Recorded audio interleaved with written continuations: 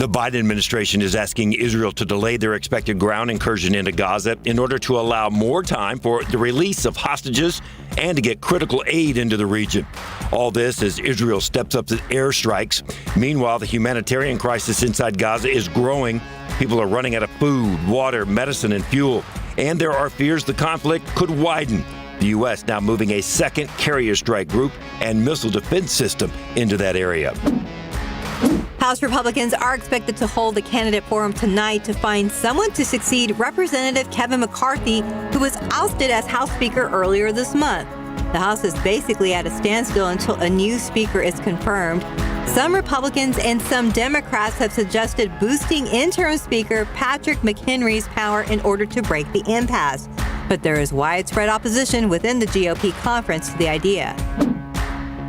The ride on Wall Street getting bumpy. The most closely watched measure of nervousness among investors is the SIBO Volatility Index.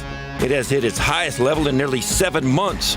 Worries about the Israel-Hamas war are piling on top of concerns about weaker than expected earnings reports from companies like Tesla, and worries that interest rates will stay high for a while.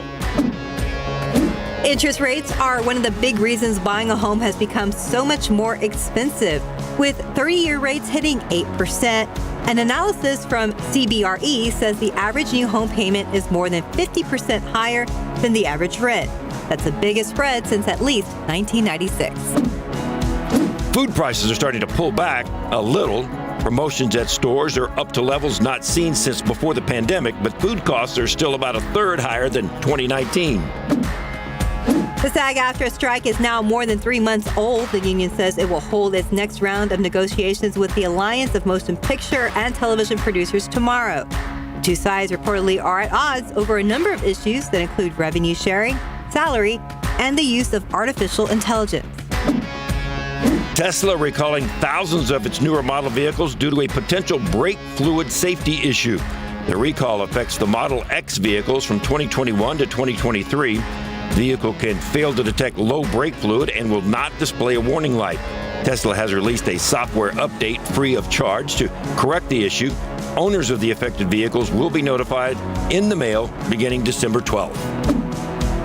Toyota is the latest automaker to adopt the charging standard used by Tesla's superchargers. Toyota says certain vehicles will have the standard's charging ports in 2025. It gives customers access to more than 12,000 superchargers. The Texas showdown between the Astros and Rangers heading to Game 7 of the ALCS. Last night, the Rangers held off the Astros in Game 6 with a 9-2 win. Game 7 will be tonight, 7 o'clock in Houston. The winner heads to the World Series. And that's today's 9 at 9. Keep up to date with all of San Antonio's top news, weather, and so much more by clicking the like and subscribe buttons below. And once again, thanks for watching KSAT.